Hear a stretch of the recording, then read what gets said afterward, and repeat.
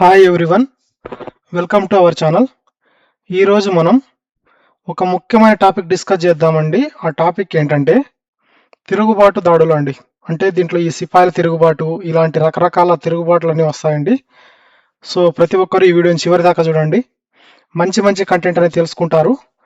So ఇంకా late చేయకుండా start చేద్దాం. ఇంకా ఎవరైనా మన ఛానల్ని సబ్స్క్రైబ్ చేసుకోకపోతే సబ్స్క్రైబ్ చేసుకొని ఈ వీడియోకి లైక్ చేయండి. ఇంకా స్టార్ట్ చేద్దామండి. ఫస్ట్ క్వశ్చన్, వార్తాపత్రిక అయిన సంవాద కౌముదికి సంబంధించి క్రింది ప్రకటనలను పరిశీలించండి. ఇది 1821 సంవత్సరంలో రాజా రామ్మోహన్ రాయ్ చేత స్థాపించబడింది మరియు దీని పేరుకు వార్తా చంద్రిక అని అర్థం. నెక్స్ట్, ఈ పత్రిక యొక్క ప్రధాన లక్ష్యం సతీ సాగమనాచారానికి మద్దతుగా ప్రజల్లో మేధోపరమైన చైతన్యం తీసుకురావడం. పైన పేర్కొన్న ప్రకటనలో ఏవి సరైనవి అంటే ఆప్షన్ ఏ అండి, ఓన్లీ 1 మాత్రమే కరెక్ట్. దేనికి సంబంధించి? ఈ సంవాద కౌముది అనే వార్తాపత్రిక సంబంధించి. ఈ సంవాద కౌముది అనేది 1821లో రాజా రామ్మోహన్ రాయ్ ప్రారంభించిన బెంగాలీ వార్తాపత్రిక. దీని పేరుకు వార్తా చంద్రిక అని అర్థం అండి. ఏమని పేరండి? వార్తా చంద్రిక అని అర్థం. సో స్టేట్మెంట్ అనేది ఎందుకు రాంగు అంటే, ఈ పత్రిక యొక్క ప్రధాన లక్ష్యం ఏంటంటే సతీ సగమన దురాచారానికి వ్యతిరేకంగా ప్రజల్లో చైతన్యం తీసుకురావడం, మద్దతు ఇవ్వడం కాదండి, ప్రజల్లో చైతన్యం తీసుకురావడం అండి. ఈ పత్రిక ద్వారా చేసిన తీవ్ర ఆచారం వల్లే 1829లో లార్డ్ విలియం బెంటిక్ సతీ సగమనాన్ని చట్టబద్ధంగా నిషేధించాడు. ఈ పత్రిక ద్వారా చేసిన తీవ్ర ప్రచారం వల్లే 1829లో ఎవరండి? ఈ లార్డ్ విలియం బెంటిక్ ఈ సతీ సగమనాన్ని చట్టబద్ధంగా నిషేధించాడంటండి. నెక్స్ట్ క్వశ్చన్, ప్రారంభ భారతీయ మేధావులు రాసిన సాహిత్య రచనలను వాటి భాషలు లేదా స్వభావాలతో జతపరచండి. రచనలు వాటి యొక్క స్వభావాలండి. Option A is the correct answer. A3, B1, C2. సాహిత్య రచన ఏంటంటే మిరత్ ఉల్ అక్బర్. ఈ మిరత్ ఉల్ అక్బర్ యొక్క స్వభావం ఏంటి అంటే భారతదేశంలో వెలువడిన తొలి పర్షియన్ పత్రిక అండి. భారతదేశంలో వెలువడిన తొలి పర్షియన్ పత్రిక ఇది మిరత్ ఉల్ అక్బర్. నెక్స్ట్, బ్రాహ్మణికల్ మ్యాగజైన్ అనేది రాజా రామ్మోహన్ రాయ్ ప్రచురించిన ఇంగ్లీష్ పత్రిక అండి. రాజా రామ్మోహన్ రాయ్ ప్రచురించిన ఇంగ్లీష్ పత్రిక ఏది అంటే Brahminical magazine. Next, Nil Darpan. ఈ నీల్ దర్పణ్ యొక్క స్వభావం ఏంటి అంటే 1860లో దీనబంధు మిత్ర రాసిన బెంగాలీ నాటకం. 1860లో దీనబంధు మిత్ర రాసిన బెంగాలీ నాటకం. మిరత్ ఉల్ అక్బర్ అనేది 1822లో ఇది భారతదేశంలో వెలువడిన తొలి పర్షియన్ పత్రిక. ఇది పర్షియన్ పత్రిక అండి. బ్రాహ్మణికల్ మ్యాగజైన్ అనేది ఇంగ్లీష్ భాషలో ప్రచురింపబడిన ఎవరి చేత? రాజా రామ్మోహన్ రాయ్ చేత ఇంగ్లీష్ భాషలో ప్రచురింపబడిన పత్రిక ఏదంటే Brahminical magazine. Next, Nil Darpan అనేది 1860లో బెంగాల్లో నీలిమందు రైతుల తిరుగుబాటు నేపథ్యంలో దీనబంధు మిత్ర రాసిన బెంగాలీ నాటకం ఏది అంటే నీల్ దర్పణ్. ఎవరు రాశారండి దీన్ని? దీనబంధు మిత్ర. దేంట్లో? బెంగాలీ నాటకం అండి ఇది. ఏది? నీల్ దర్పణ్ అనేది. దేనికోసం రాశారండి? ఇది నీలిమందు రైతుల తిరుగుబాటు నేపథ్యంలో రాశారు. బెంగాల్ నీలిమందు రైతుల తిరుగుబాటు నేపథ్యంలో ఈ దీనబంధు మిత్ర రాసిన బెంగాలీ నాటకం ఏది అంటే నీల్ దర్పణ్. ఎప్పుడు అంటే 1860లో. నెక్స్ట్ క్వశ్చన్, నీల్ దర్పణ్ నాటకం మరియు దాని ప్రభావానికి సంబంధించి క్రింది ప్రకటనలను పరిశీలించండి. బ్రిటిష్ ప్లాంటర్లు రైతులకు ముందస్తుగా అంటే అడ్వాన్స్, దీన్నే దాదన్ అని కూడా అంటారు, ఈ అడ్వాన్స్ ఇచ్చి బలవంతంగా నీలిమందు పండించేలా చేసే దాదస్ లేదా దాదన్ వ్యవస్థ. దాదస్ అంటే ఏమండి? అడ్వాన్స్ అని అర్థం. సో ఈ దాదన్ వ్యవస్థ దోపిడీని ఇది చూపించింది. ఏదండి? బ్రిటిష్ ప్లాంటర్లు రైతులకు ముందస్తుగా అడ్వాన్స్ ఇచ్చి బలవంతంగా నీలిమందు పండించేలా చేసే దాదస్ వ్యవస్థ దోపిడీని ఇది చూపించిందంటండి. ఏదండి? నీల్ దర్పణ్ నాటకం. నెక్స్ట్, ఈ నాటకం యొక్క ఇంగ్లీష్ అనువాదాన్ని రెవరెండ్ జేమ్స్ లాంగ్ ప్రచురించగా ఆయనకు 1 నెల రోజులు జైలు శిక్ష, 1000 రూపాయల జరిమానా విధించారంటండి. ఈ నాటకాన్ని ఇంగ్లీష్ అనువాదాన్ని ఈ నాటకం యొక్క ఇంగ్లీష్ అనువాదాన్ని రెవరెండ్ జేమ్స్ లాంగ్ ప్రచురించడం వల్ల ఆయనకు నెల రోజులు జైలు శిక్ష, 1000 రూపాయల జరిమానా అనేది విధించారంటండి. నెక్స్ట్, జేమ్స్ లాంగ్ కు విధించిన జరిమానాను కాళీ ప్రసన్న సిన్హా అనే స్థానిక జమీందారు వెంటనే కోర్టులోనే చెల్లించారంటండి. జేమ్స్ లాంగ్ విధించిన జరిమానాను కాళీ ప్రసన్న సిన్హా అనే అతను స్థానిక జమీందారు వెంటనే కోర్టులోనే చెల్లించారంటండి. పైన పేర్కొన్న ప్రకటనలో ఏవి సరైనవి అంటే ఆప్షన్ డి 1, 2, 3 ఆర్ కరెక్ట్ అండి. నీల్ దర్పణ్ నాటకం ప్లాంటర్లు జరిపే దావన్ వ్యవస్థ దోపిడీని కళ్ళకు కట్టింది. మైకేల్ మధుసూదన్ దత్ దీనిని ఇంగ్లీష్ లోకి అనువదించగా రెవరెండ్ జేమ్స్ లాంగ్ దీనిని ప్రచురించినందుకు జైలు శిక్ష, జరిమానా పొందారంటండి. ఆ జరిమానాను జమీందారు కాళీ ప్రసన్న సిన్హా కోర్టులోనే చెల్లించారంటండి. జమీందారు కాళీ ప్రసన్న సిన్హా కోర్టులోనే చెల్లించారు ఆ జరిమానాని. నెక్స్ట్ క్వశ్చన్, అమెరికాలో బానిసత్వానికి వ్యతిరేకంగా హ్యారియట్, ఇది ప్రింట్ సరిగ్గా రాలేదండి ట్రాన్స్లేట్ చేసేటప్పుడు, హ్యారియట్ బీచర్ స్టోస్ అండి. హ్యారియట్ బీచర్ స్టోస్, ఇక్కడ ఇంగ్లీష్ లో గమనించినట్లయితే క్లారిటీ వస్తుంది. హ్యారియట్ బీచర్ స్టోస్ రాసిన అంకుల్ టామ్స్ క్యాబిన్ ఎలాంటి సంచలనం సృష్టించిందో, భారతదేశంలో వలసవాద దోపిడీకి వ్యతిరేకంగా అలాంటి సంచలనాన్ని సృష్టించినదిగా పేర్కొనబడిన రచన ఏది? అమెరికాలో బానిసత్వానికి వ్యతిరేకంగా హ్యారియట్ బీచర్ స్టోస్ రాసిన అంకుల్ టామ్స్ క్యాబిన్ ఎలాంటి సంచలనం సృష్టించిందో, భారతదేశంలో వలసవాద దోపిడీకి వ్యతిరేకంగా అలాంటి సంచలనాన్ని సృష్టించినదిగా పేర్కొనబడిన రచన ఏది అంటే ఆప్షన్ డి అండి, నీల్ దర్పణ్. నీల్ దర్పణ్ అమెరికాలో బానిసత్వానికి వ్యతిరేకంగా వచ్చిన అంకుల్ టామ్స్ క్యాబిన్ నవలలాగే భారతదేశంలో వలసవాద దోపిడీకి వ్యతిరేకంగా నీల్ దర్పణ్ నాటకం తీవ్ర సంచలనాన్ని సృష్టించింది. ఈ నాటక ప్రభావం వల్లే ప్రభుత్వము 1860లో ఇండిగో కమిషన్ ను నియమించాల్సి వచ్చిందటండి. 1860లో ఇండిగో కమిషన్ ను నియమించాల్సి వచ్చింది. నెక్స్ట్ క్వశ్చన్, బంకిం చంద్ర చటర్జీ రాసిన ఆనంద్ మట్టు ఎప్పుడండి? 1882లో ఈ ఆనంద్ మట్టు నవలకు భారత జాతీయవాదాన్ని రూపుదిద్దడంలో అత్యంత కీలకమైన చారిత్రక ప్రాధాన్యత ఉంది. భారతదేశ జాతీయ గేయమైన వందే మాతరం ఈ నవలలోనిదే. ఇది మాతృభూమిని పూజనీయమైన మాతామూర్తిగా అంటే భారత మాతగా చిత్రించే భావనను తెచ్చిందంటండి. భారతదేశ జాతీయ గేయమైన వందే మాతరము ఈ నవలలోనిదే. ఏ నవలలోనిదండి? ఆనందమట్టు. ఈ ఆనందమట్ట నవలలోనిదే. ఇది మాతృభూమిని పూజనీయమైన మాతామూర్తిగా అంటే భారత మాతగా చిత్రించే భావనను తెచ్చింది అన్నారండి. సో ఇందులో కరెక్ట్ ఏంటంటే ఆప్షన్ ఏ అండి, both assertion and reason are correct అండి. ఆనందమఠ్ నవల జాతీయవాదానికి పెద్ద స్ఫూర్తిగా నిలిచింది. ఎందుకంటే ఇందులోనే వందే మాతరం గేయం అనేది ఉంది. మాతృభూమిని కేవలం భౌగోళిక ప్రాంతంగా కాకుండా భారత మాతగా పూజించే భావనను బంకిం చంద్ర చటర్జీ ఈ నవల ద్వారానే ప్రజల్లోకి బలంగా తీసుకెళ్లారంటండి. ఇది 1905 స్వదేశీ ఉద్యమంలో ప్రధాన నినాదంగా మారిందంటండి. 1905 స్వదేశీ ఉద్యమంలో ప్రధాన నినాదంగా మారింది. ప్రారంభ రాజకీయ సంస్థలను అవి స్థాపించబడిన సంవత్సరాలతో సరిగ్గా జతపరచండి. రాజకీయ సంస్థలు అవి ప్రారంభించిన సంవత్సరాలు. Option A is the correct answer అండి. A4, B3, C2, D1. Land holder సొసైటీని ఎప్పుడు స్థాపించారు అంటే 1838లో. బెంగాల్ బ్రిటిష్ ఇండియన్ సొసైటీ దీన్ని 1843లో స్థాపించారు. లండన్ ఇండియన్ సొసైటీ అనే దాన్ని 1865లో స్థాపించారు. ఇండియన్ అసోసియేషన్ అనే దాన్ని 1876లో స్థాపించారు.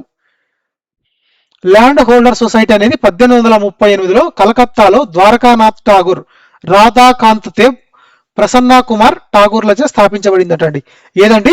ల్యాండ్ హోల్డర్ సొసైటీ అనేది 1838లో కలకత్తాలో ద్వారకానాథ్ ఠాగూరు, రాధాకాంత్ దేవ్, ప్రసన్నా కుమార్ ఠాగూర్లచే స్థాపించబడింది. బెంగాల్ బ్రిటిష్ ఇండియా సొసైటీ అనేది 1843లో జార్జ్ థామ్సన్ మార్గదర్శకత్వంలో ఏర్పాటైంది. 1843లో జార్జ్ థామ్సన్ మార్గదర్శకత్వంలో ఏర్పాటైంది. లండన్ ఇండియన్ సొసైటీ అనేది 1865లో దాదాబాయి నౌరోజీ, WC బెనర్జీలచే లండన్ లో స్థాపించబడిందటండి. ఈ లండన్ ఇండియన్ సొసైటీ అనేది ఎవరి చేత?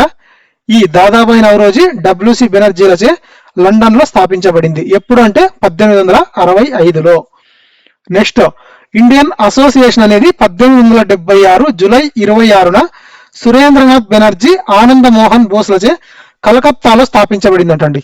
ఇండియన్ అసోసియేషన్ అనేది 1876 జూలై 26న సురేంద్రనాథ్ బెనర్జీ, ఆనంద మోహన్ బోస్లచే కలకత్తాలో స్థాపించబడిందంటండి. నెక్స్ట్ క్వశ్చన్, రాజ్యాంగబద్ధమైన పోరాట పద్ధతులకు నాంది పలుకుతూ ఆధునిక భారతదేశ చరిత్రలో వ్యవస్థీకృతంగా ఏర్పడిన మొట్టమొదటి రాజకీయ సంస్థగా దేనికి గుర్తింపు ఉంది అంటే ఆప్షన్ సి అండి, land holder society. Land holder society 1838లో ఏర్పాటైన ల్యాండ్ హోల్డర్ సొసైటీ అనేది ఆధునిక భారతదేశ చరిత్రలో వ్యవస్థీకృతంగా ఏర్పడిన మొట్టమొదటి రాజకీయ సంస్థగా పరిగణించబడుతుంది. అంతకు ముందున్న సంస్థలు సామాజిక మత సంస్కరణలకు పై దృష్టి పెట్టగా ఇది మొదటిసారి రాజకీయ ఆర్థిక హక్కుల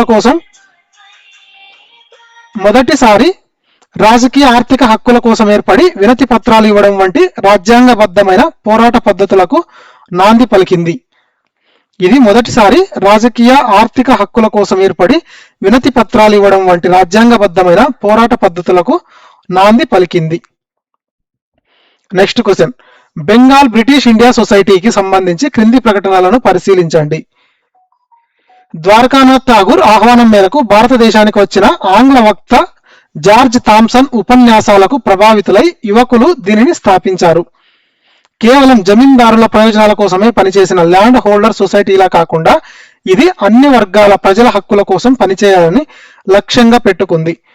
1851లో ల్యాండ్ హోల్డర్ సొసైటీ మరియు బెంగాల్ బ్రిటిష్ ఇండియా సొసైటీ రెండు విలీనమై బ్రిటిష్ ఇండియన్ అసోసియేషన్ గా ఆవిర్భవించాయి. ఆప్షన్ డి కరెక్ట్ అండి. 1, 2, 3 ఆర్ కరెక్ట్ అండి. జార్జ్ థామ్సన్ ప్రసంగాల వల్ల యంగ్ బెంగాల్ నాయకులు దీనిని స్థాపించారు. పిరి చంద్ మిత్రా దీనికి కార్యదర్శిగా ఉన్నారు. ఇది అన్ని వర్గాల కోసం పనిచేస్తుంది. ఆర్థిక వనరులు లేమి, ప్రజా మద్దతు లోపించడం వల్ల బలహీనపడిన ఈ రెండు సంస్థలు చివరకు 1851లో విలీనమై బ్రిటిష్ ఇండియన్ అసోసియేషన్ గా మారాయంటండి. జార్జ్ థామ్సన్ ప్రసంగాల వల్ల యంగ్ బెంగాల్ నాయకులు దీనిని స్థాపించారంట. పిరి చంద్ మిత్రా దీనికి కార్యదర్శిగా ఉన్నారంట. ఇది అన్ని వర్గాల కోసం పనిచేసింది. ఆర్థిక వనరుల లేమి, ప్రజా మద్దతు లోపించడం వల్ల బలహీనపడిన ఈ రెండు సంస్థలు చివరకు 1851లో విలీనమై బ్రిటిష్ ఇండియన్ అసోసియేషన్ గా మారాయంటండి. నెక్స్ట్ క్వశ్చన్, దాదాబాయి నౌరోజీ రాజకీయ ప్రస్థానంలో పరిణామాలు మరియు ప్రారంభ జాతీయవాద పోరాటాలకు సంబంధించిన క్రింది మైలురాళ్లను సరైన కాలక్రమానుసారం ప్రారంభం నుండి చివరకు అమర్చండి.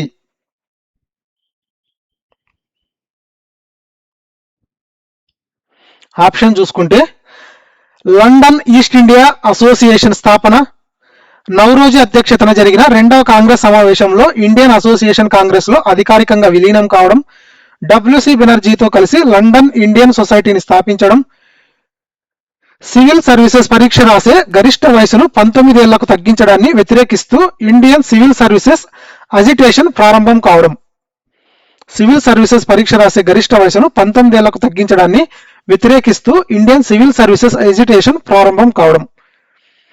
Option A is the correct answer అండి. 3142. లండన్ ఇండియన్ సొసైటీ స్థాపన అనేది 1865లో జరిగింది. ఈస్ట్ ఇండియా అసోసియేషన్ స్థాపన అనేది లండన్ ఇండియన్ సొసైటీ స్థాపించిన మరుసటి ఏడాదే అంటే 1866లో స్థాపించబడింది.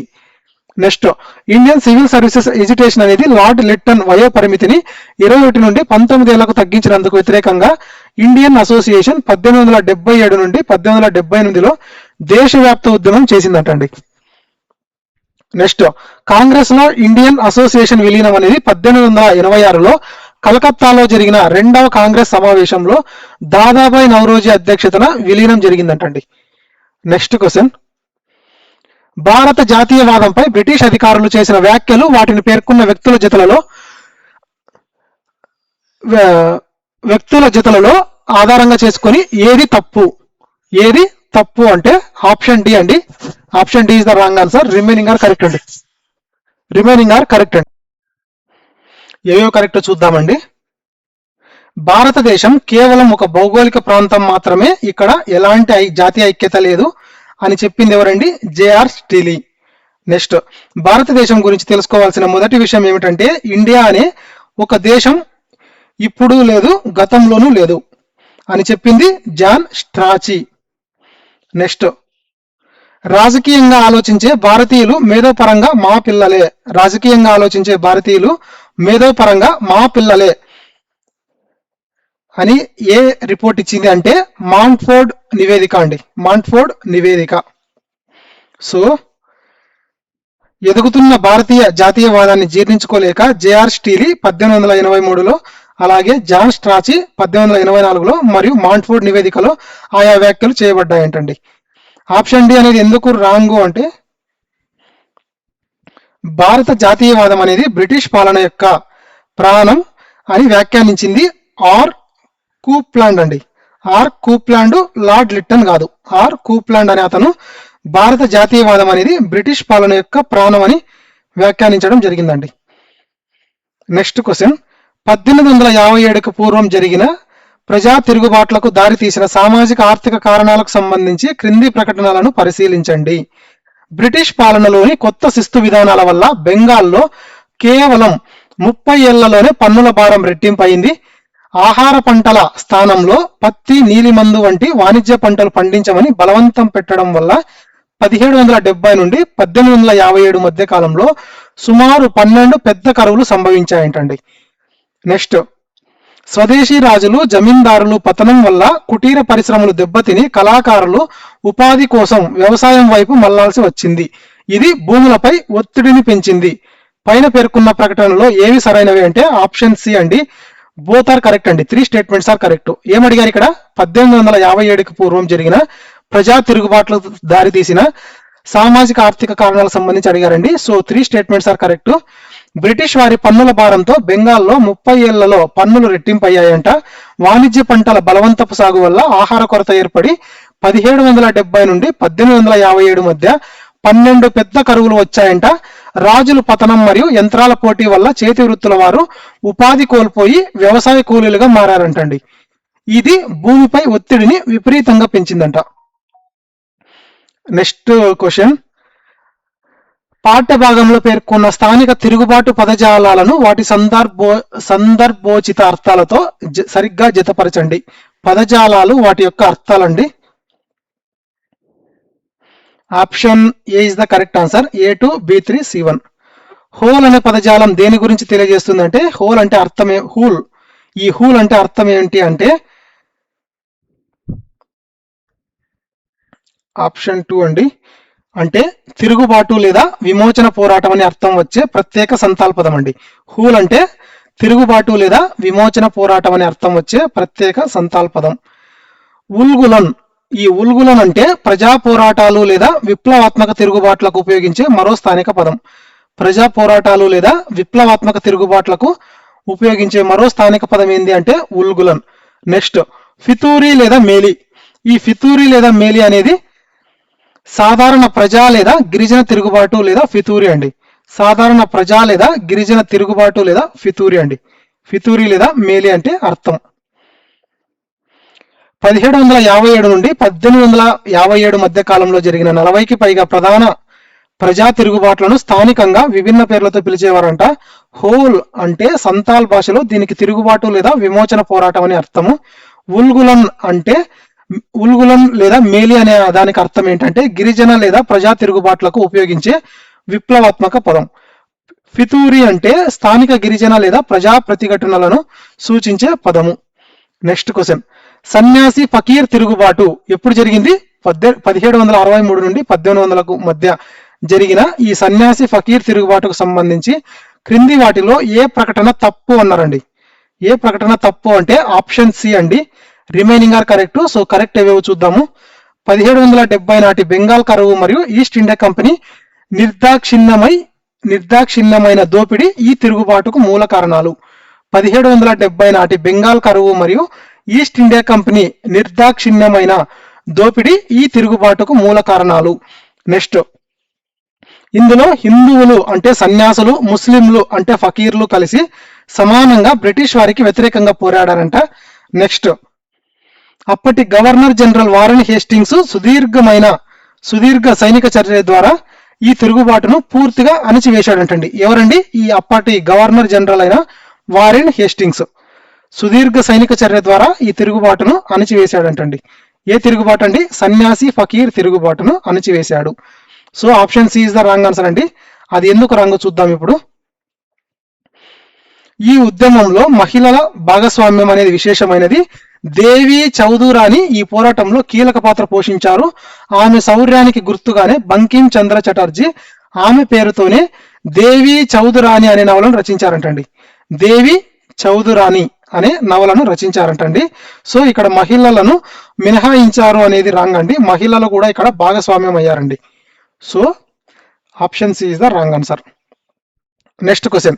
1855 నుండి 56 సంతాల్ తిరుగుబాటు సమయంలో ఏ భౌగోళిక ప్రాంతాన్ని దామిన్ ఈ కోహి అని పిలిచేవారు? దామిన్ ఈ కోహ్ అని పిలిచేవారు.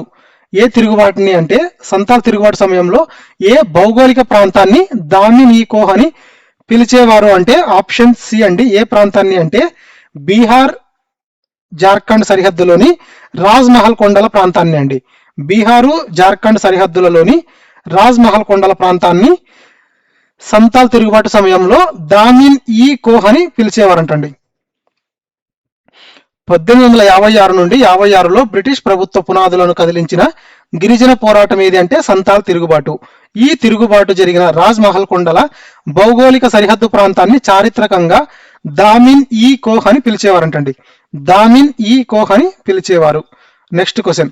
సంతాల్ తిరుగుబాటు 1855 నుండి 56లోని సంఘటనలు మరియు కారణాలను సంబంధించి క్రింది ప్రకటనలను పరిశీలించండి. Option D is the correct answer అండి. బోత్ 3 స్టేట్మెంట్స్ ఆర్ కరెక్ట్ అండి. సంతాల్ను తమను దోచుకునే వడ్డీ వ్యాపారులు, జమీందారులు, పోలీసులను దికైస్ అంటే బయటి వ్యక్తులని పిలిచేవారంటండి.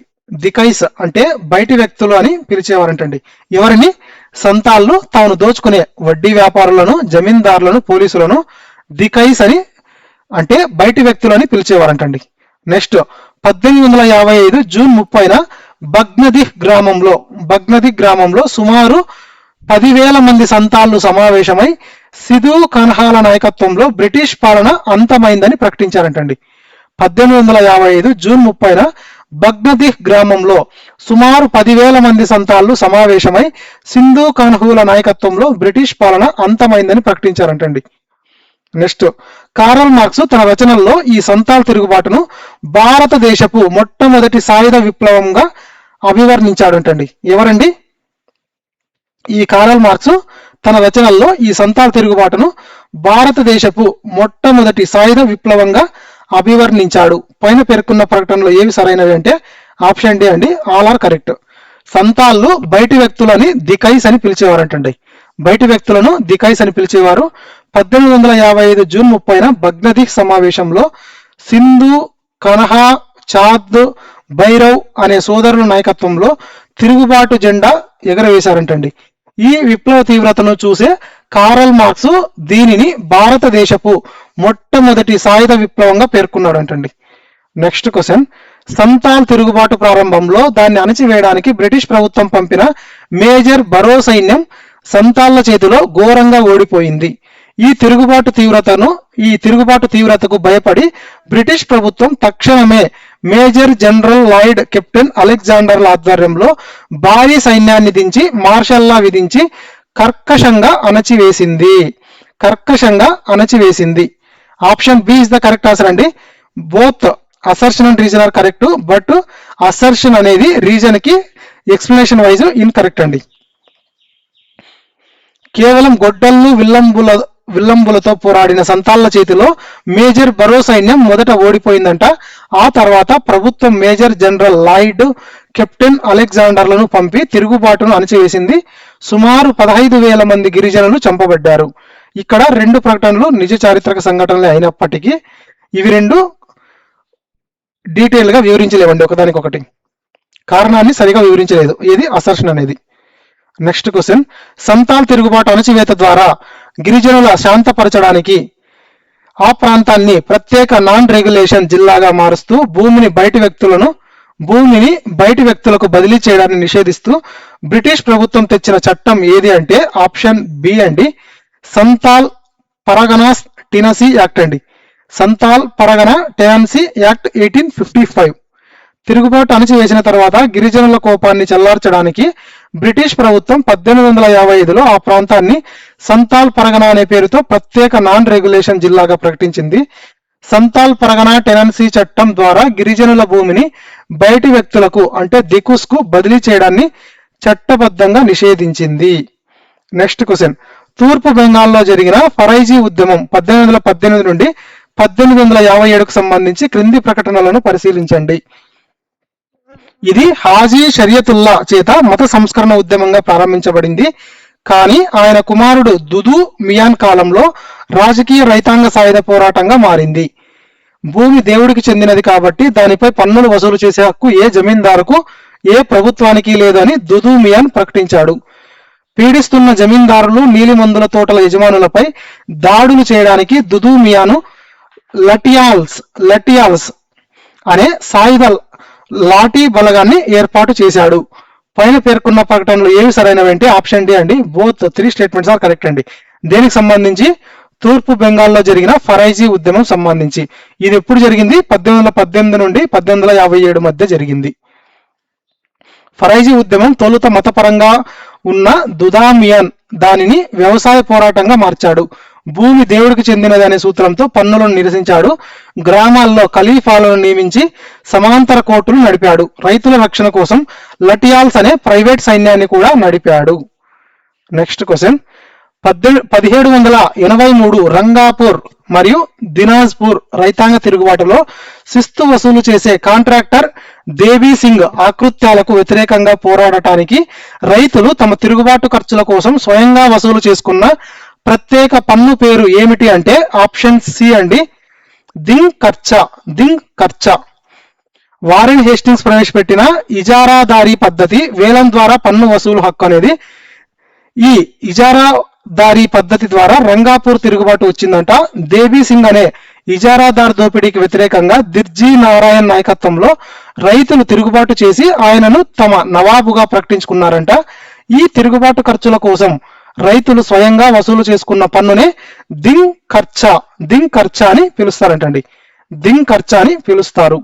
నెక్స్ట్ క్వశ్చన్, బ్రిటిష్ వారికి వ్యతిరేకంగా జరిగిన చారిత్రక తిరుగుబాట్లను వాటి ప్రధాన నాయకులతో సరిగ్గా జతపరచండి.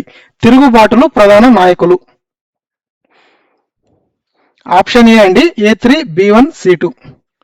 అహోం తిరుగుబాటు యొక్క ప్రధాన నాయకుడు ఎవరు అంటే గోందర్ కొన్వర్. నెక్స్ట్, కాశీ తిరుగుబాటు యొక్క ప్రధాన నాయకుడు ఎవరు అంటే యు తీరత్ సింగ్. నెక్స్ట్, కోండ్ తిరుగుబాటు యొక్క నాయకుడు ఎవరు అంటే చక్ర బిసోయ్. ఈ అహోం తిరుగుబాటు 1828 అస్సాం. ఇది అహోం రాజకుమారుడు గోందర్ కొన్వర్ నాయకత్వంలో బ్రిటిష్ వారు మాట తప్పినందుకు వ్యతిరేకంగా జరిగినది ఏదంటే అహోం తిరుగుబాటు అండి. నెక్స్ట్, కాశీ తిరుగుబాటు అనేది 1829 నుండి 1833 మధ్య మేఘాలయలో జరిగింది. సైనిక రహదారి నిర్మాణానికి వ్యతిరేకంగా గిరిజన నాయకుడు తీరత్ సింగ్ నాయకత్వంలో జరిగిందండి. ఇది కాశీ తిరుగుబాటు. అహోం తిరుగుబాటు ఎప్పుడు జరిగింది? 1828లోని అస్సాంలో జరిగిందండి. నెక్స్ట్, కోండ్ తిరుగుబాటు అనేది 1837 నుండి 1856 మధ్య ఒరిస్సా లేదా ఆంధ్ర సరిహద్దులో జరిగింది. ఈ మరియా అనే నరబలి ఆచారాన్ని బ్రిటిష్ వారు నిషేధించినందుకు వ్యతిరేకంగా చక్ర బిసోయ్ నాయకత్వంలో జరిగిందంటండి. చక్ర బిసోయ్ నాయకత్వంలో జరిగింది ఏది? ఈ కోండ్ తిరుగుబాటు అనేది. నెక్స్ట్ క్వశ్చన్, ప్రారంభ జాతీయవాద కార్యకలాపాలలో విద్యావంతులైన మధ్య తరగతి వర్గం పాత్రకు సంబంధించి క్రింది ప్రకటనలను పరిశీలించండి. లాయర్లు, ఉపాధ్యాయులు, జర్నలిస్టులు, వ్యాపారులతో కూడిన ఈ వర్గం తొలుత బ్రిటిష్ పాలనను సమర్థించిన ఆ తర్వాత వారి వలసవాద దోపిడీని గ్రహించింది.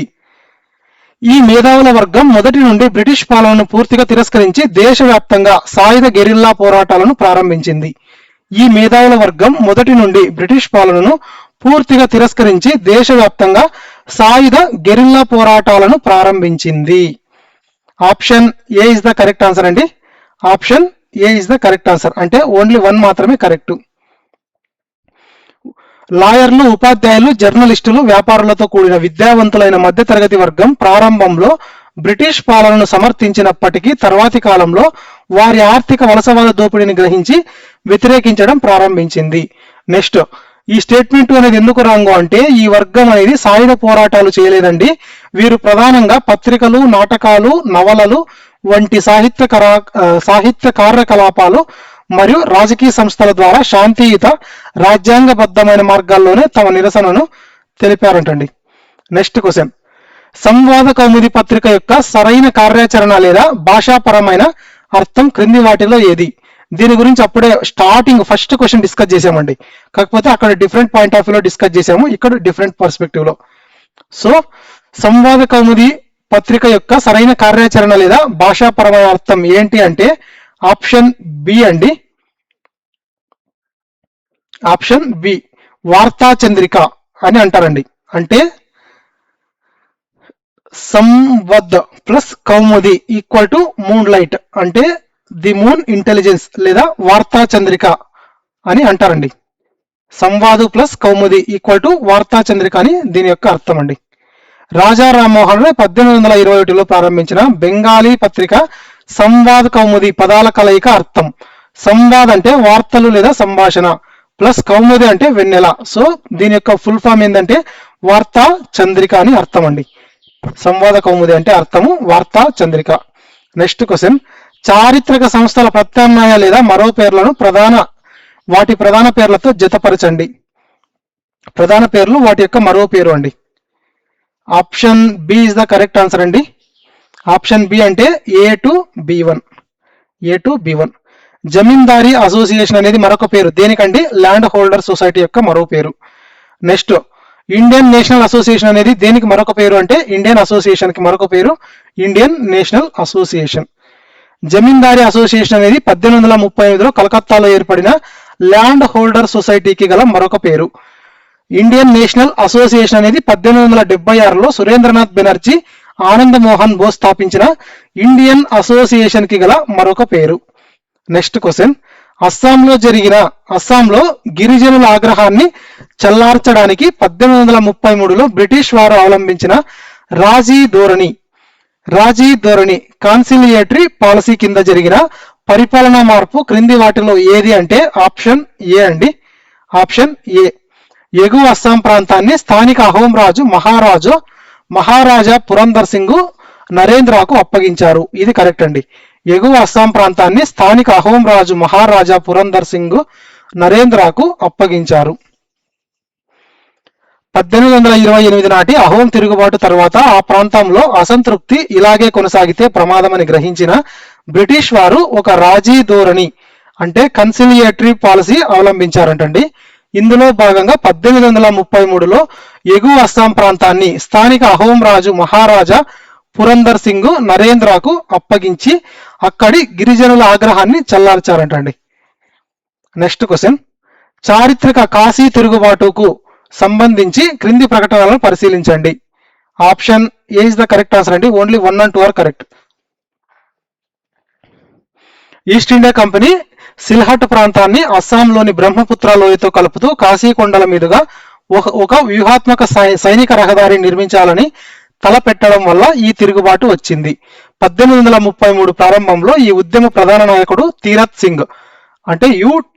సింగ్ బ్రిటిష్ వారికి లొంగిపోవడంతో ఈ సుదీర్ఘ పోరాటం ముగిసింది. నెక్స్ట్, లొంగిపోయిన తర్వాత తీరత్ సింగ్ ను కలకత్తా ఫోర్ట్ విలియం జైలుకు తరలించగా ఆయన అక్కడే మరణించారు. ఎవరండి? ఈ లొంగిపోయిన తర్వాత తీరత్ సింగ్ ను కలకత్తా ఫోర్ట్ విలియం జైలుకు తరలించగా ఆయన అక్కడే మరణించాడు. ఎవరు? ఈ తీరత్ సింగ్. ఇక్కడ కరెక్ట్ ఆప్షన్స్ వచ్చేటప్పటికి only 1 and 2 statements are correct అండి. స్టేట్మెంట్ 3 ఎందుకు రంగు చూద్దాము. సిల్హట్ అంటే ప్రస్తుత బంగ్లాదేశ్ ప్రాంతాన్ని బ్రహ్మపుత్ర లోయతో కలుపుతూ కాశీ కొండల మీదుగా సైనిక రహదారి నిర్మించే బ్రిటిష్ ప్రయత్నాన్ని వ్యతిరేకిస్తూ ఈ తిరుగుబాటు వచ్చిందంటండి.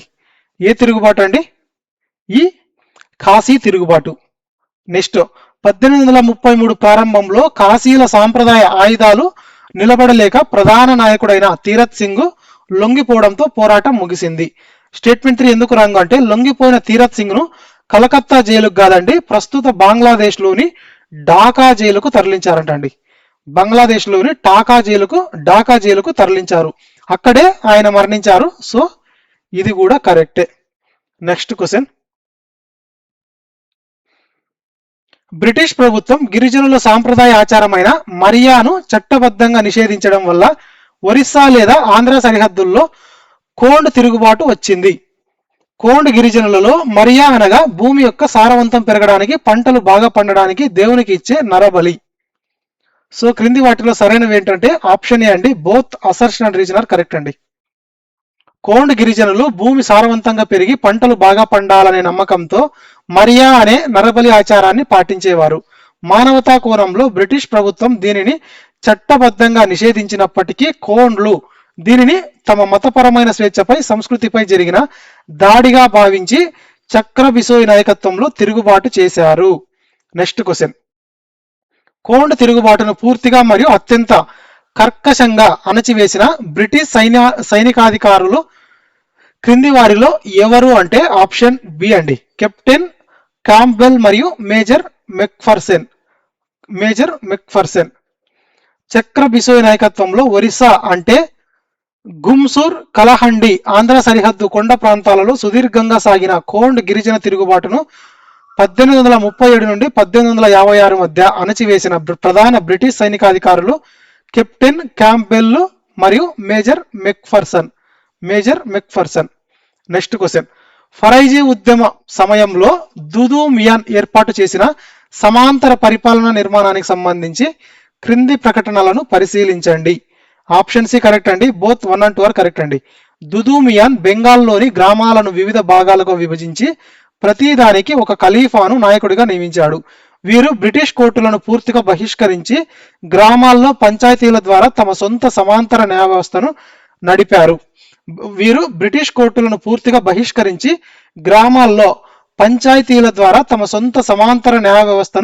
నడిపారు. So option B is the correct answer అండి. దుదు మియాన్ వ్యవసాయ పోరాటాన్ని క్రమబద్ధం చేయడానికి గ్రామాలను విభాగాలుగా చేసి ఖలీఫాలను నియమించాడు. ఈ వ్యవస్థ కింద వారు బ్రిటిష్ న్యాయస్థానాలను బహిష్కరించి స్థానిక పంచాయతీల ద్వారా తమ సొంత సమాంతర కోర్టులను నడిపారు. Next question. 1862లో దూదు మియాన్ మరణం మరియు కఠినమైన బ్రిటిష్ అణచివేత చర్యల తర్వాత ఫరైజీ ఉద్యమకారులలో చాలా మంది క్రింది ఏ తీవ్రవాద లేదా సమరశీల ఉద్యమంలో కలిసిపోయారు అంటే ఆప్షన్ బి అండి, వహాబీ ఉద్యమం అండి. వహాబీ ఉద్యమం. బ్రిటిష్ ప్రభుత్వం పదే పదే దుదు మియాన్ను అరెస్టు చేయడం, అణచివేయడం వల్ల 1857 తర్వాత ఫరైజీ ఉద్యమం నెమ్మదించింది. 1862లో దుదు మియాన్ మరణించిన తర్వాత ఫరైజీ ఉద్యమకారులలో చాలా మంది మరింత తీవ్రవాద లక్షణాలున్న వహాబీ ఉద్యమంలో కలిసిపోయారు. Next question. సన్యాసి తిరుగుబాటులో పాల్గొన్న ఒక ముఖ్యమైన మహిళా నాయకురాలి పోరాటం నేపథ్యంలో బంకిం చంద్ర చటర్జీ 1884లో రచించిన చారిత్రక నవలను గుర్తించండి. ఆప్షన్ బి అండి, దేవి చౌదరాణి. సన్యాసి తిరుగుబాటులో పాల్గొన్న ఒక ముఖ్యమైన మహిళా నాయకురాలి పోరాటం నేపథ్యంలో బంకిం చంద్ర చటర్జీ 1884లో రచించిన చారిత్రక నవలను గుర్తించండి. చారిత్రక నవల ఏదంటే దేవి చౌదరాణి. బంకిం చంద్ర చటర్జీ 1882లో ఆనంద్ మఠ్ రాశారు. దీనికి కొనసాగింపుగా సన్యాసి తిరుగుబాటులో కీలక పాత్ర పోషించిన మహిళా నాయకురాలైన దేవి చౌదరాణి శౌర్యానికి గుర్తుగా 1884లో దేవి చౌదరాణి అనే మరో ప్రసిద్ధ నవలను రచించారు. ఈ రెండు నవలలు జాతీయోద్యమ విప్లవకారులకు విప్లవ స్ఫూర్తినిచ్చాయి.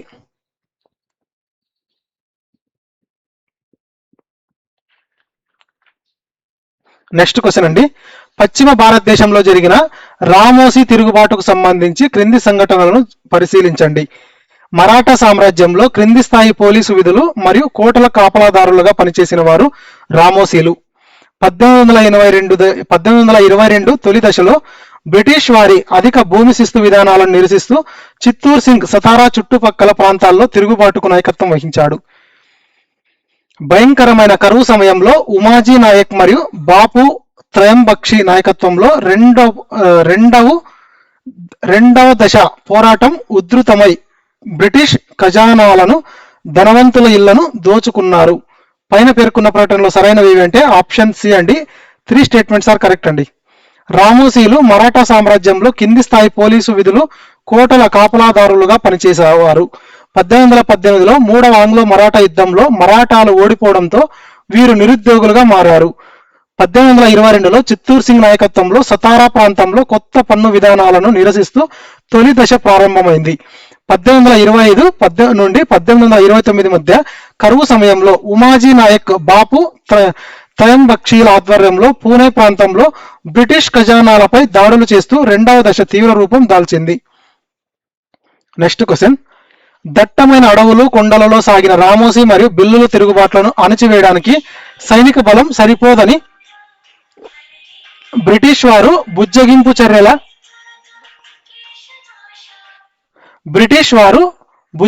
చర్యల చేపట్టారు. దీని కింద ఇచ్చిన రాయితీలలో క్రింది వాటిలో ఏవి సరైనవి అంటే ఆప్షన్ సి అండి. బోత్ 1 and 2 ఆర్ కరెక్ట్ అండి.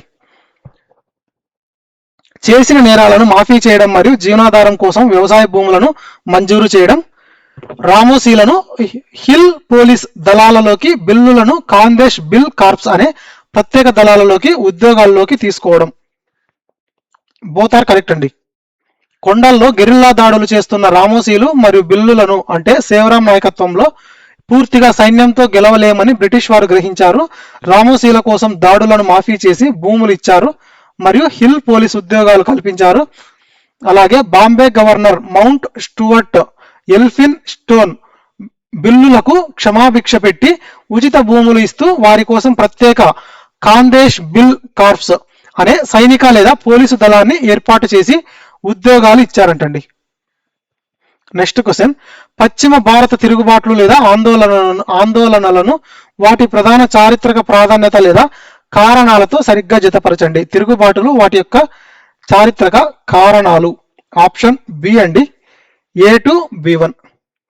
ఈ గడ్కరీల తిరుగుబాటు అనేది దీని యొక్క కారణం ఏంటి అంటే పరిపాలనా సంస్కరణల పేరుతో ఉద్యోగాల నుండి తొలగించి పన్ను మినహాయింపు ఉన్న ఈనాం భూములను లాక్కోవడానికి వ్యతిరేకంగా కొల్హాపూర్ కోట కాపలాదారులు చేసిన తిరుగుబాటు ఏది అంటే ఈ గడ్కరీల తిరుగుబాటు. ఎప్పుడండి? 1844లో. నెక్స్ట్, సూరత్ ఉప్పు ఆందోళన. ఈ సూరత్ ఉప్పు ఆందోళన అనేది గాంధీజీ దండి మార్చి కంటే 86 ఏళ్ల ముందే ఉప్పు పన్ను పెంపును 50 పైసల నుండి ₹1 నిరసిస్తూ జరిగిన తొలి సత్యాగ్రహం అండి. తొలి సత్యాగ్రహం. గడ్కరీలు కొల్హాపూర్ సంస్థానంలో వంశపారంపర్యంగా కోట కాపలాదారులు బ్రిటిష్ వారు వీరిని ఉద్యోగాల నుండి తొలగించి వారు అనుభవిస్తున్న ఈనాం భూములను లాక్కోవడంతో వీరు సమస్కడ్, బూదర్గఢ్ కోటలను ఆక్రమించి తిరుగుబాటు చేశారు. నెక్స్ట్, సూరత్ ఉప్పు ఆందోళన అనేది 1844లో మహాత్మా గాంధీ దండి మార్చి కంటే 86 ఏళ్ల ముందే ఉప్పు పన్ను పెంపుకు వ్యతిరేకంగా జరిగిన తొలి సత్యాగ్రహం.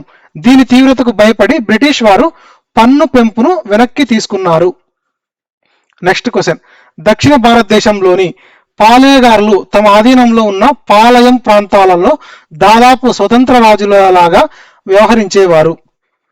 కర్ణాటక ఆర్కాట్ నవాబు అప్పుల ఊపిలో కూరుకుపోయి తన ఆధీనంలో ఉన్న ప్రాంతాల్లో పన్నులు వసూలు చేసుకునే హక్కును 1781లో ఈస్ట్ ఇండియా కంపెనీకి దారాదత్తం చేశాడు. పైన పేర్కొన్న వాటిలో సరైనవి ఏవంటే ఆప్షన్ ఏ అండి. Both assertion and reason are correct అండి.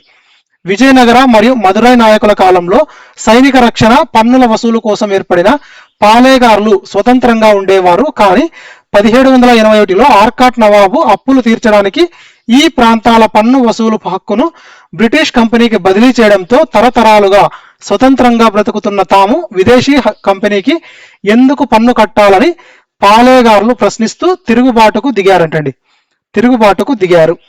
నెక్స్ట్ క్వశ్చన్, చారిత్రక పాలేగార్ల తిరుగుబాటు యొక్క 2 దశలను వాటి నాయకులు మరియు ప్రధాన సంఘటనలతో జతపరచండి. దశలు వాటి యొక్క చారిత్రక నాయకుల యొక్క ముఖ్య సంఘటనలు. ఆప్షన్ బి అండి, A2 B1. మొదటి పాలేగార్ల యుద్ధం. ఇది ఏ సంఘటన గురించి తెలుపుతుంది అంటే పాంచాలన్ కురిచికి చెందిన వీరపాండ్య కట్టబొమ్మన్ విరోచితంగా పోరాడగా మేజర్ బానార్మన్ నేతృత్వంలోని బ్రిటిష్ సైన్యం ఇతన్ని ఓడించి కాయతార్ వద్ద ఉరి తీసిందంటండి. నెక్స్ట్, రెండవ పాలేగార్ల యుద్ధం అనేది శివగంగకు చెందిన మరదు సోదరులు ఊమైదురై ఊమై దురై నాయకత్వంలో జరిగిన గెరిల్లా పోరాటము బ్రిటిష్ వారికి వ్యతిరేకంగా భారతీయులంతా ఏకం కావాలని పిలుపునిస్తూ తిరుచిరాపల్లి ప్రకటన జారీ చేశారంటండి. ఎప్పుడు 1801లో. మొదటి పాలేగారుల యుద్ధం అనేది 1799లో వీరపాండ్య కట్టబొమ్మన్ నాయకత్వంలో జరిగింది. ఇతనిని మేజర్ బానర్మన్ ఓడించి కయాతార్ వద్ద ఉరి తీశాడు. నెక్స్ట్, రెండవ పాలేగారుల యుద్ధాన్ని దక్షిణ భారత తిరుగుబాటు అంటారు. దేనండి? రెండవ పాలేగారుల యుద్ధాన్ని దక్షిణ భారత తిరుగుబాటు అంటారు. మరుదు సోదరులు శివగంగా కట్టబొమ్మన్ సోదరుడైన ఊమై దురై దీనిని నడిపారు. ఈ దశలోనే జారీ అయిన తిరుచిరాపల్లి ప్రకటన చరిత్రలో తొలి స్వాతంత్ర ప్రకటనగా నిలిచింది.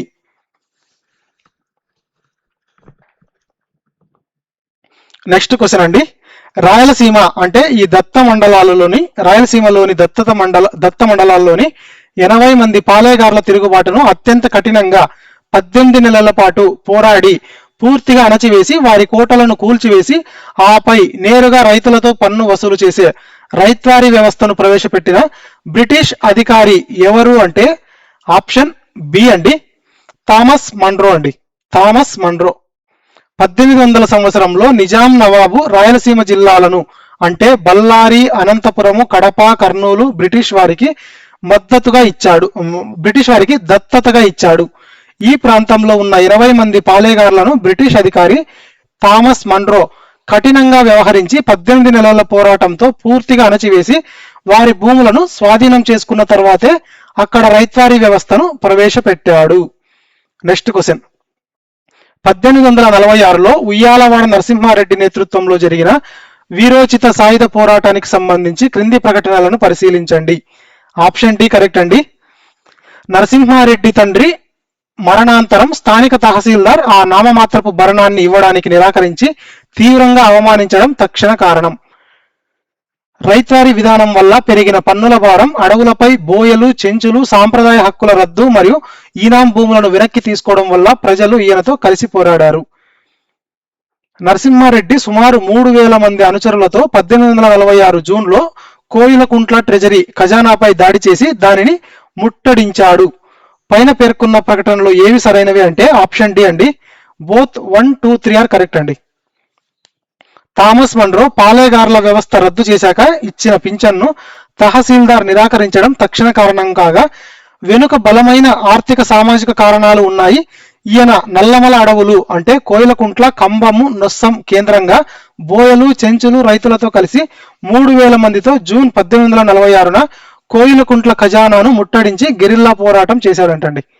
నెక్స్ట్ క్వశ్చన్, ఫిబ్రవరి 22, 1847న ఉయ్యాలవాడ నరసింహారెడ్డిని బహిరంగంగా ఉరితీసిన తర్వాత భవిష్యత్తులో ఎవరైనా బ్రిటిష్ వారిపై తిరుగుబాటు చేయాలంటే భయపడాలనే ఉద్దేశంతో బ్రిటిష్ పాలకులు ప్రదర్శించిన క్రూరమైన చర్య ఏది అంటే ఆప్షన్ సి అండి. ఈయన తలను కోతకు గురి చేసి ఆ శిరస్సును కోయిలకుంట్ల కోట గుమ్మానికి దాదాపు 30 సంవత్సరాల పాటు వేలాడదీశారంటండి. 30 సంవత్సరాల పాటు వేలాడదీశారంటండి. ఆయన తలను కోతకు గురి చేసి ఆ శిరస్సును కోయిలకుంట్ల కోట గుమ్మానికి దాదాపు 30 సంవత్సరాల పాటు 1877 వరకు వేలాడదీశారంటండి. చాలా ఇంపార్టెంట్ అండి ఇది, కోయిలకుంట్లకు సంబంధించిన బిట్టు, నరసింహారెడ్డి సంబంధించింది. నరసింహారెడ్డిని కోయిలకుంట్ల నడిబొడ్డున బహిరంగంగా ఉరితీసిన తర్వాత బ్రిటిష్ వారు తమ క్రూరత్వాన్ని ప్రదర్శించారు. ప్రజల్లో భయం పుట్టించడానికి నరసింహారెడ్డి కట్ చేసిన తలను కోయిలకుంట్ల కోట గుమ్మానికి దాదాపు 30 సంవత్సరాల పాటు అంటే 1877 వరకు వేలాడదీశారంటండి. నెక్స్ట్ క్వశ్చన్, కేరళ ట్రావెన్కోర్కు చెందిన దివాన్ వేలు తంపి పోరాటానికి సంబంధించి క్రింది వాటిలో ఏ ప్రకటన తప్పు అంటే ఆప్షన్ సి అనేది రాంగ్ అండి, రిమైనింగ్ ఆర్ కరెక్ట్ అండి. లార్డ్ వెల్లస్లీ ప్రవేశపెట్టిన సైన్య సహకార పద్ధతి వల్ల సంస్థానంపై పడిన తీవ్ర ఆర్థిక కప్పం భారం ఈ పోరాటానికి కారణం. నెక్స్ట్, వేలు తంపి 1809లో జనవరిలో కుందర ప్రకటన జారీ చేసి కుల మతాలకు అతీతంగా ప్రజలంతా బ్రిటిష్ వారికి వ్యతిరేకంగా ఆయుధాలు పట్టాలని పిలుపునిచ్చాడు. నెక్స్ట్, ప్రజల్లో భయం పుట్టించడానికి మరణించిన వేలు తంపి మృతదేహాన్ని తీసుకువచ్చి తిరువనంతపురంలోని కన్నన్మూల వద్ద బహిరంగంగా ఉరితీసి ప్రదర్శించారు. So A B D are correct అండి. బ్రిటిష్ సైనిక బలానికి భయపడి రాజు లొంగిపోయి వేలు తంపిని పదవి నుండి తొలగించాడు. శత్రువుల చేతికి చిక్కి అవమానపడటం ఇష్టం లేని వేలు తంపి మన్నాడి అనే ప్రాంతంలోని భగవతీదేవి గుడిలో స్వయంగా కత్తితో పొడుచుకొని ఆత్మహత్య చేసుకున్నాడు కాబట్టి లొంగిపోయాడనేది రాంగ్ అండి. నెక్స్ట్ క్వశ్చన్, ఉత్తర భారతదేశంలో జరిగిన కూకా ఉద్యమం మరియు వహాబీ ఉద్యమంకు సంబంధించి క్రింది ప్రకటనలను పరిశీలించండి. కూకా ఉద్యమం పంజాబ్లో భగత్ జవహర్ మాల్, బాబా బాలక్ సింగ్ నాయకత్వంలో మత సంస్కరణగా ప్రారంభమై ఆ భారత బాబా రామ్ సింగ్ నాయకత్వంలో బ్రిటిష్ వ్యతిరేక రాజకీయ ఉద్యమంగా మారింది. నెక్స్ట్, గాంధీజీ కంటే అరశతాబ్దం ముందే కూకాలు ఆంగ్ల విద్య, బ్రిటిష్ చట్టాలను బహిష్కరించి కేవలం చేతితో నేసిన తెలుపు రంగు దుస్తులనే ధరించి సహాయ నిరాకరణ స్వదేశీ పద్ధతులను అనుసరించారు. నెక్స్ట్, వహాబీ ఉద్యమం అనేది సయ్యద్ అహ్మద్ బరెల్వీ చేత ప్రారంభించబడిన ఇస్లామిక్ పునరుజ్జీవన ఉద్యమం. ఇది బ్రిటిష్ పాలనపై యుద్ధం ప్రకటించగా 1870ల నాటికి రాజద్రోహం కేసుల ద్వారా అణచివేయబడింది. పైన పేర్కొన్న ప్రకటనలో సరైనవి అంటే ఆప్షన్ డి అండి. 1, 2, 3 ఆర్ కరెక్ట్ అండి. కూకా ఉద్యమకారులను నామ్దారీలు అని కూడా అంటారు. వీరు గాంధీజీ కంటే ముందే సహాయ నిరాకరణ స్వదేశీ పద్ధతులు వాడారు మరియు బాబా రామ్ సింగ్ పంజాబ్ ను 22 విభాగాలుగా చేసి సొంత సమాంతర రహస్య సమాచార పోస్టల్ వ్యవస్థ నడిపారు. అలాగే వహాబీ ఉద్యమం సయ్యద్ అహ్మద్ బరేల్వీ నేతృత్వంలో పాట్నా కేంద్రంగా సాగి 1857 తిరుగుబాటులో క్రియాశీల పాత్ర పోషించింది. దీనిని 1870ల నాటికి వహాబీ ట్రయల్స్ ద్వారా బ్రిటిష్ వారు అణచివేశారు. నెక్స్ట్ క్వశ్చన్, 1822 తిరుగుబాటుకు ముందు రామోసీల సామాజిక ఆర్థిక గుర్తింపు మరియు నిర్మాణాత్మక నేపథ్యానికి సంబంధించిన క్రింది ప్రకటనలను పరిశీలించండి. 1818లో జరిగిన మూడవ ఆంగ్లో మరాఠా యుద్ధంలో మరాఠాల ఓటమి వల్ల రామోసీలు కోటల కాపలాదారులుగా, కింది స్థాయి పోలీసులుగా తమ సాంప్రదాయ జీవనోపాధిని కోల్పోయారు. మరాఠాల పతనం తర్వాత బ్రిటిష్ ప్రభుత్వం రామోసీలలో అసంతృప్తి రాకుండా ఉండటానికి వారిని బాంబే ప్రెసిడెన్సీ ఉన్నత పరిపాలన నిర్మాణంలో తక్షణమే తీసుకుంది. పైన పేర్కొన్న ప్రకటనలు ఏవి సరైనవి అంటే ఓన్లీ స్టేట్మెంట్ 1 మాత్రమే కరెక్ట్ అండి. Option A is the correct answer. రామోసీలు సాంప్రదాయకంగా మరాఠా సామ్రాజ్యంలో కోటలు కాపలాదారులుగా, కింది స్థాయి పోలీసుల విధులు నిర్వహించేవారు. 1818లో మరాఠాల ఓటమితో వీరంతా నిరుద్యోగులుగా మారారంటండి. ఎప్పుడండి? మరాఠాల యొక్క ఓటమితో వీళ్ళంతా నిరుద్యోగులుగా మారారు. బ్రిటిష్ ప్రభుత్వం వారిని ఆదుకోకపోగా వారు జీవనోపాధి కోసం ఎంచుకున్న వ్యవసాయ భూములపై అధిక పన్నులు విధించింది మరియు సతారా పాలకుడైన ప్రతాప్ సింగ్ ను అకారణంగా గద్దె దించిందంటండి. ఇది వారిని తీవ్ర ఆగ్రహానికి గురి చేసి తిరుగుబాటుకు దారి తీసిందంటండి. నెక్స్ట్ క్వశ్చన్, 1839 నుండి 1841 మధ్య కాలంలో జరిగిన రామోసీ తిరుగుబాటు యొక్క మూడవ దశకు దారి తీసిన నిర్దిష్ట రాజకీయ కారణం ఏమిటి అంటే ఆప్షన్ సి అండి. ఆప్షన్ సి, సతారా రాజు ప్రతాప్ సింగ్ ను బ్రిటిష్ వారు సింహాసనం నుండి తొలగించడం. సతారా రాజు ప్రతాప్ సింగ్ ను బ్రిటిష్ వారు సింహాసనం నుండి గద్దె దించడం లేదా తొలగించడం. రామోసీల తిరుగుబాటు 3 విభిన్న దశల్లో జరిగింది. 1839 నుండి 1841 మధ్య కాలంలో జరిగిన మూడవ దశకు ప్రధాన కారణం సతారా రాజు ప్రతాప్ సింగ్ ను బ్రిటిష్ వారు అన్యాయంగా సింహాసనం నుండి తొలగించడం. దీనిని తీవ్రంగా వ్యతిరేకిస్తూ రామోసీలు మళ్ళీ ఆయుధాలు పట్టారంటండి. నెక్స్ట్ క్వశ్చన్, క్రింద వివరించబడిన భౌగోళిక ప్రాంతం మరియు చారిత్రక హక్కుల ఆధారంగా ఆ ప్రాచీన గిరిజన తెగను గుర్తించండి. ఆప్షన్ సి కరెక్ట్ అండి. ఇక్కడ ఏమడిగారు? ఫస్ట్, వీరు మహారాష్ట్ర, గుజరాత్ మరియు రాజస్థాన్ సరిహద్దులు కలిసే ఖాందేశ్ ప్రాంతంలో నివసించేవారు. కొండ మార్గాల గుండా వెళ్లే ప్రయాణికుల నుండి పన్నులు వసూలు చేసే హక్కు వీరికి ఉండేది. Option C is the correct answer అండి. బిల్లులు అండి, వీళ్ళు బిల్లులు.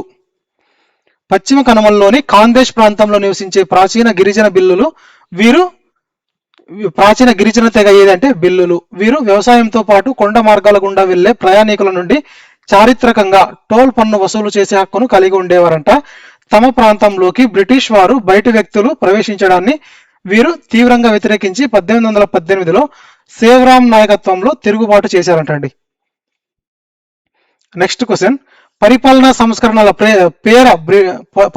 పరిపాలనా సంస్కరణల పేర బ్రిటిష్ వారు తమను ఉద్యోగాల నుండి తొలగించి ఈనాం భూములను లాక్కున్నందుకు వ్యతిరేకంగా వంశపారంపర్య కోట కాపలాదారులైన గడ్కరీలు 1844లో ఆక్రమించిన కోటలు ఏవి అంటే ఆప్షన్ బి అండి, సమస్గఢ్ మరియు బూదర్గఢ్ కోటలు. సమస్గఢ్ మరియు బూదర్గఢ్ కోటలు. గడ్కరీలు మరాఠా సామ్రాజ్యంలోని కొల్హాపూర్ స్థానంలో వంశపారంపర్యంగా కోట కాపలాదారులు. బ్రిటిష్ వారు వీరి పాత హక్కులను పన్ను మినహాయింపు ఉన్న వ్యవసాయ ఈనాం భూములను లాక్కోవడంతో వీరు సాయుధులైన సమస్గఢ్ మరియు బూదర్గఢ్ ఈ కోటలను ఆక్రమించి తిరుగుబాటు చేశారంటండి. నెక్స్ట్ క్వశ్చన్,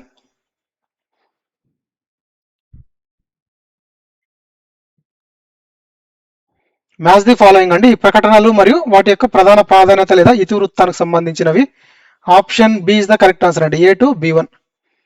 తిరుచిరాపల్లి ప్రకటన అనేది మరదు సోదరులు జారీ చేశారు. బ్రిటిష్ వారికి వ్యతిరేకంగా భారతీయులంతా ఏకం కావాలని పిలుపునిచ్చిన తొలి స్వాతంత్ర ప్రకటనగా చరిత్రలో నిలిచింది ఏదండి, తిరుచిరాపల్లి ప్రకటన. నెక్స్ట్, కుందర ప్రకటన. ఇది ఎప్పుడండి, 1809లో వేలు తంపి జారీ చేశారంటండి. దీన్ని కుందర ప్రకటన అని. మరదు సోదరులు జారీ చేసిన ప్రకటన ఏదండి, తిరుచిరాపల్లి ప్రకటన. కుందర ప్రకటనని జారీ చేసింది ఎవరండి, వేలు తంపి. సో బ్రిటిష్ వారి ఆర్థిక దోపిడీ నుండి మతాన్ని రాష్ట్రాన్ని కాపాడుకోవడానికి కుల మతాలకు అతీతంగా ప్రజలంతా ఆయుధాలు పట్టాలని పిలుపునిచ్చారంటండి. రెండవ పాలేగార్ల యుద్ధం అనేది 1800 నుండి 1801 సమయంలో శివగంగాకు చెందిన మరదు సోదరులు జారీ చేసిన తిరుచిరాపల్లి ప్రకటన బ్రిటిష్ వారికి వ్యతిరేకంగా భారతీయులందరినీ ఏకం కావాలని పిలుపునిచ్చిన తొలి స్వాతంత్ర ప్రకటనగా నిలిచిందటండి. ట్రావెన్కోర్ ప్రధానమంత్రి వేలు తంపి 1809 జనవరిలో జారీ చేసిన కుందర ప్రకటన మతం రాష్ట్ర రక్షణకై బ్రిటిష్ వారి ఆర్థిక దోపిడీని అంతం చేయడానికి కుల మతాలకు అతీతంగా ఆయుధాలు పట్టాలని పిలుపునిచ్చిందటండి.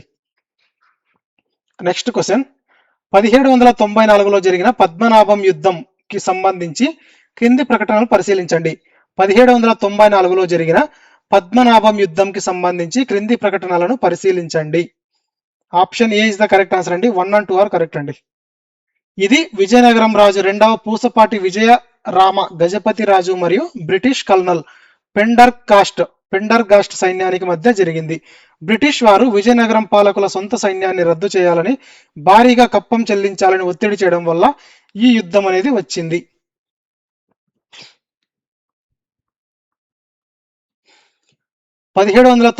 జూలై 10న విశాఖపట్నం సమీపంలోని పద్మనాభం వద్ద విజయనగరం రాజు విజయరామ గజపతి రాజు మరియు బ్రిటిష్ కల్నల్ పెండర్గాస్ట్ సైన్యానికి మధ్య ఈ యుద్ధం అనేది జరిగింది. బ్రిటిష్ వారు విజయనగరం రాజును సొంత సైన్యం రద్దు చేయమనడం, భారీ కప్పం అడగడం ఈ ఘర్షణకు కారణం. ఈ యుద్ధంలో రాజా విజయరామ గజపతి రాజు విజయం సాధించలేదు, పైగా ఆయన వీరమరణం పొందారు. నెక్స్ట్ క్వశ్చన్, మోప్లా లేదా మాపిల్ల తిరుగుబాట్లు సులభంగా ఒక మతపరమైన ఘర్షణగా రంగు పులుముకోవడానికి గల కారణాన్ని క్రింది ఏ సామాజిక ఆర్థిక నేపథ్యం వివరిస్తుంది అంటే ఆప్షన్ బి అండి, దోపిడీ చేస్తున్న జమీందారులు అంటే జన్మేలు హిందువులు కావడం మరియు అధిక పన్నుల భారం మోస్తూ భూమి హక్కులు లేకుండా దోపిడీకి గురవుతున్న రైతులు ముస్లింలు కావడం వల్ల. దోపిడీ చేస్తున్న జమీందారులు హిందువులు కావడం మరియు అధిక పన్నుల భారం మోస్తూ భూమి హక్కులు లేకుండా దోపిడీకి గురవుతున్న రైతులు ముస్లింలు కావడం వల్ల ఈ మోప్లా తిరుగుబాట్లు సులభంగా ఒక మతపరమైన ఘర్షణగా రంగు పులుముకోవడానికి గల కారణం అండి. 1836 నుండి 1854 మధ్య జరిగిన మోప్లా ఆందోళనల వెనుక ఉన్న అసలు కారణం అధిక పన్నులు, భూమి హక్కులు లేకపోవడం వంటి ఆర్థిక దోపిడీయే. అయినప్పటికీ అక్కడ దోపిడీ చేస్తున్న జమీందారులు హిందువులు కావడం, దోపిడీకి గురవుతున్న రైతులు ముస్లింలు కావడంతో ఇది మతపరమైన ఘర్షణగా రంగు పులుముతుంది. ఈ ఆందోళనలే తర్వాత 1921 నాటి మలబార్ రైతాంగ తిరుగుబాటుకు దారితీశాయి. నెక్స్ట్ క్వశ్చన్, ఈ ఉద్యమకారులకు కూకాలు అనే విలక్షణమైన ప్రజాదరణ పొందిన పేరు ఎలా స్థిరపడిపోయింది అంటే ఆప్షన్ బి అండి, వీరు తమ ప్రార్థనా సమావేశాల్లో భక్తి పారవశ్యంతో గట్టిగా అరుస్తూ అంటే కూక్స్ ఆ, అరుస్తూ నృత్యం చేయడం వల్ల. వీరు తమ ప్రార్థనా సమావేశాల్లో భక్తి పారవశ్యం భక్తి పారవశ్యంతో గట్టిగా అరుస్తూ నృత్యం చేయడం వల్ల ఈ ఉద్యమకారులకు కూకాలు అనే విలక్షణమైన ప్రజాదరణ పొందిన పేరు వచ్చిందటండి. కూకా ఉద్యమకారులను నామ్దారీలు అని కూడా అంటారంట. వీరు తమ ప్రార్థనా సమావేశాల్లో భక్తి పారవశ్యంతో గట్టిగా అరుస్తూ నృత్యం చేసేవారు, అందుకే వీరిని కూకాలు అనే పేరు స్థిరపడిపోయింది. నెక్స్ట్ క్వశ్చన్, 1872 నాటి మలేర్ కోట్ల సంఘటనను సాకుగా తీసుకున్న బ్రిటిష్ ప్రభుత్వం అత్యంత క్రూరంగా వ్యవహరించి కూకా ఉద్యమాన్ని అణచివేసింది. ముస్లింలు అధికంగా ఉండే మలేర్ కోట్ల ప్రాంతంలో జరిగిన ఒక గోవధ వివాదంలో కూకాలు అధికారులపై దాడికి దిగారు. దీనికి ప్రతిచర్యగా బ్రిటిష్ వారు ఎలాంటి విచారణ లేకుండా సుమారు 65 మంది కూకాలను ఫిరంగుల ముఖద్వారానికి కట్టి పేల్చివేశారు. క్రింది వాటిలో సరైనది ఏది అంటే ఆప్షన్ ఏ అండి. Both assertion and reason are correct అండి. కూకాలు గోవధను తీవ్రంగా వ్యతిరేకించేవారు. మల్కిరోట్ల ప్రాంతంలో జరిగిన గోవధ వివాదంలో కూకాలు అధికారులపై దాడి చేయగా ఆ నెపంతో బ్రిటిష్ వారు 65 మందిని విచారణ లేకుండానే ఫిరంగుల ముఖద్వారానికి కట్టి పేల్చివేసి క్రూరత్వాన్ని ప్రదర్శించారు మరియు బాబా రామ్ సింగ్ ను రంగూన్కు బందీగా తరలించారు. నెక్స్ట్ క్వశ్చన్, 1857కు పూర్వం జరిగిన రైతాంగ మరియు గిరిజన తిరుగుబాట్ల యొక్క ప్రధాన వ్యూహాత్మక లేదా నిర్మాణాత్మక పరిమితిగా క్రింది వాటిలో ఏది చెప్పవచ్చు అంటే ఆప్షన్ బి అండి. ఈ తిరుగుబాట్లు దేశమంతటా ఒకేసారి జరగకుండా ఏ ప్రాంతానికి ఆ ప్రాంతం విడివిడిగా అంటే స్థానికంగా ఏకాకి జరగడం వల్ల బ్రిటిష్ వారు వీటిని సులభంగా అణచివేశారంటండి. 1857కు ముందు జరిగిన తిరుగుబాట్లలో కొన్ని తీవ్రమైన పరిమితులు ఉన్నాయి. ఇవి దేశమంతటా ఒకేసారి ఒకే జాతీయ లక్ష్యంతో జరగలేదు. ఏ ప్రాంతానికి ఆ ప్రాంతం విడివిడిగా స్థానికంగా ఒంటరిగా జరగడం వల్ల బ్రిటిష్ వారు తమ భారీ సైన్యంతో వీటిని సులభంగా అణచివేయగలిగారు. అంతేకాక వీరికి ఆధునిక రాజకీయ సామాజిక ప్రత్యామ్నాయాలపై అవగాహన లోపించింది. 50 క్వశ్చన్స్ కంప్లీటెడ్ అండి. ఈ వీడియో కనుక మీకు నచ్చినట్లయితే ఈ వీడియోకి లైక్ చేయండి, అలాగే మన ఛానల్ని సబ్స్క్రైబ్ చేసుకోండి, అలాగే మీ ఫ్రెండ్స్ కూడా షేర్ చేయండి. అలాగే ఈ కంటెంట్ కనుక మీకు ఎలా ఉందో అంటే మనం గ్రూప్ 2 స్టాండర్డ్స్లో క్వశ్చన్స్ అనేవి ప్రొవైడ్ చేస్తున్నామా లేదా కూడా మీకు ఈ క్వశ్చన్స్ యొక్క స్టాండర్డ్ ఎలా అనిపించిందో కమెంట్లో తెలియజేయండి. దీనివల్ల నెక్స్ట్ వీడియో చేయడానికి ఒక మోటివేషన్లా ఉంటుందండి. సో ప్రతి ఒక్కరూ తప్పకుండా కమెంట్ చేయండి మీ ఫీడ్బ్యాక్ ఏంటో. అలాగే మన ఛానల్ని సబ్స్క్రైబ్ చేసుకొని ఈ వీడియోకి లైక్ చేసి మీ ఫ్రెండ్స్ కూడా షేర్ చేయండి. థ్యాంక్ యూ అండి. బాయ్.